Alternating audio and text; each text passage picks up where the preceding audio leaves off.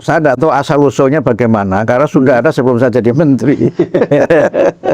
Tapi dapat kabar, ini aslinya ya banyak guru non ASN itu, yang dia ikut P3K, tapi tidak diterima. Tidak diterimanya karena dua hal.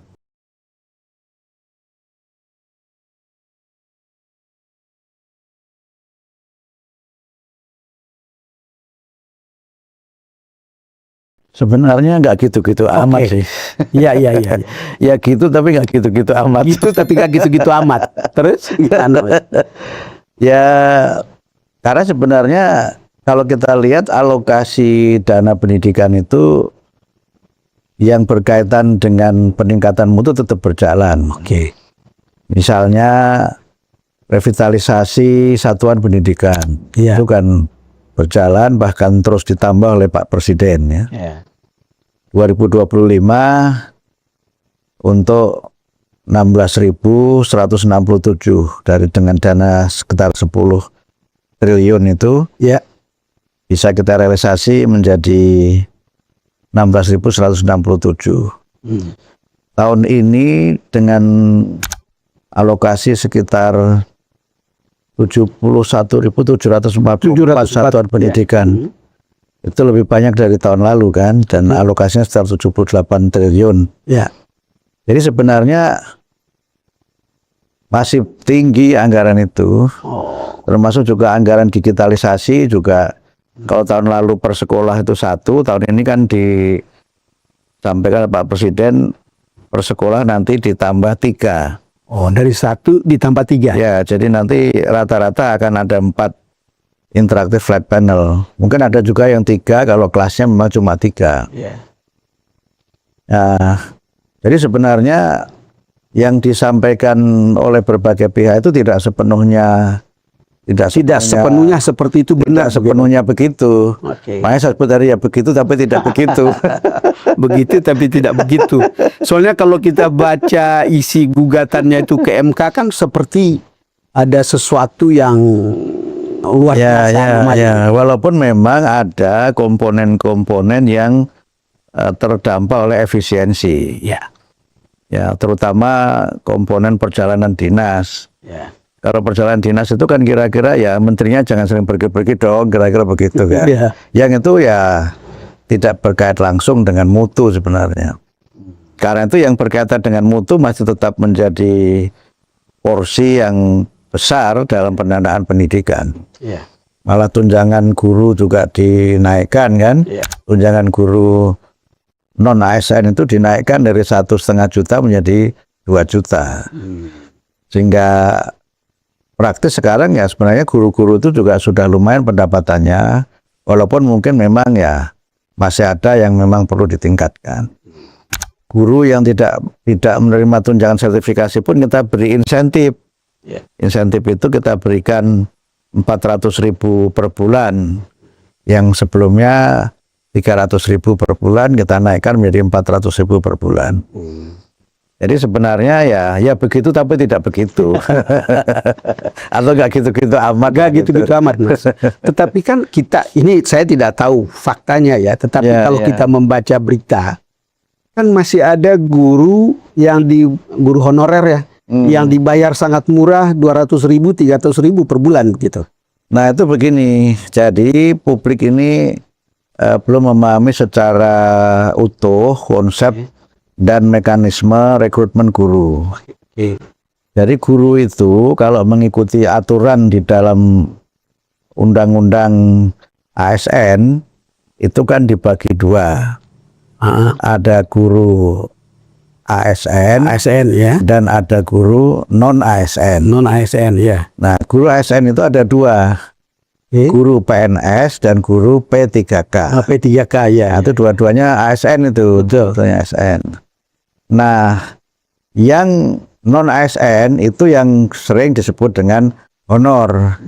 Tapi istilah di dalam undang-undang itu tidak ada lagi istilah honor itu, adanya adalah non ASN. Nah, yang kedua, rekrutmen guru itu sepenuhnya oleh pemerintah daerah. Oleh pemerintah daerah. Guru TK, SD, SMP oleh pemerintah kabupaten kota. SMA, SMK luar biasa itu oleh pemerintah provinsi. Nah, pemerintah pusat itu tidak ada otoritas untuk mengangkat guru, termasuk juga mendistribusikan tugas guru. Semuanya menjadi otoritas dari pemerintah daerah sesuai dengan kewenangan tadi saya sebutkan itu. Nah, hanya saja memang di lapangan itu ada realitas yang muncul karena saya menyebutnya karena tuntutan yang mendesak. Misalnya begini, ada guru yang pensiun. Nah, tidak mungkin kan pembelajaran itu ditiadakan karena gurunya pensiun. Betul. Nah, karena pembelajaran harus berjalan, gurunya pensiun, maka kadang-kadang sekolah ini mengangkat guru tanpa sepersetujuan pemerintah daerah. Itu problem yang seringkali terjadi itu. Nah, ini yang kemudian disebut dengan guru honor. Padahal sebenarnya ya tadi non-ASN itu. Non-ASN, ya.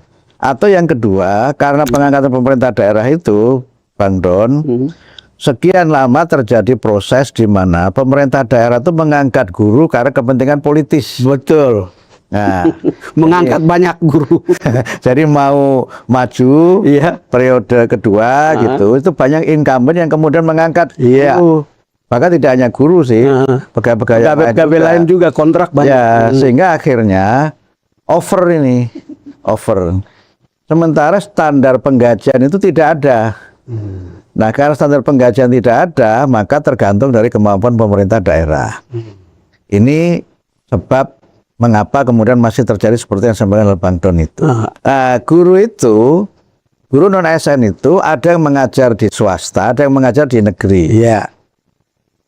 Yang mengajar di swasta tentu sesuai dengan kemampuan masing-masing yayasan. Yang ini sebenarnya tidak selalu rendah, tergantung swastanya level apa kan. Betul. Ya. Nah, yang kemudian memang seringkali menjadi persoalan itu yang swasta yang non-ASN di negeri. Non-ASN di negeri. Nah, di negeri itu menjadi masalah tersendiri karena sekolah negeri kan tidak boleh memungut dari masyarakat. Benar. Jadi full pendapatan itu dari dana BOS. Nah, dana BOS itu jumlahnya mengikuti jumlah murid. Ya. Nah, karena itu maka kemampuan masing-masing sekolah ini berbeda antara satu dengan yang lain. Sehingga karena itu sebenarnya menurut aturan dana BOS itu boleh digunakan untuk membayar guru non-ASN. Boleh untuk membayar itu. Nah, cuma memang kemampuan masing-masing sekolah berbeda. Nah, ditambah lagi memang tidak ada standar. Tidak ada standar berapa sih gaji guru non-ASN itu. Nah, inilah yang kemudian menjadi sangat dinamis, baik menyangkut pengelolaannya maupun menyangkut kesejahteraannya. Nah, sekarang kemudian ada lagi namanya guru P3K paruh waktu. Iya, itu yang saya ketika ke kampung itu saya dengar itu. Ya, nah guru P3K paruh waktu itu. Paruh waktu. Ini yang memang saya tidak tahu asal usulnya bagaimana, karena sudah ada sebelum saya jadi menteri. Tapi dapat kabar, ini aslinya ya banyak guru non ASN itu yang dia ikut P3K tapi tidak diterima. Tidak diterimanya karena dua hal. Pertama, karena memang kemampuannya tidak memenuhi. Yang kedua, jumlahnya tidak memenuhi.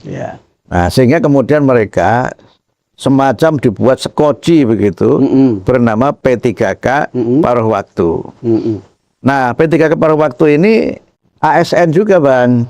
Karena itu mereka punya nomor pokok. Nah, tetapi kemudian mereka ini kan kontraknya terbatas. Nah, itu yang sempat ramai beberapa waktu yang lalu. Kalau aslinya kan seperti ini sudah tidak ada sampai akhir 2024. Tapi diperpanjang sampai akhir 2026.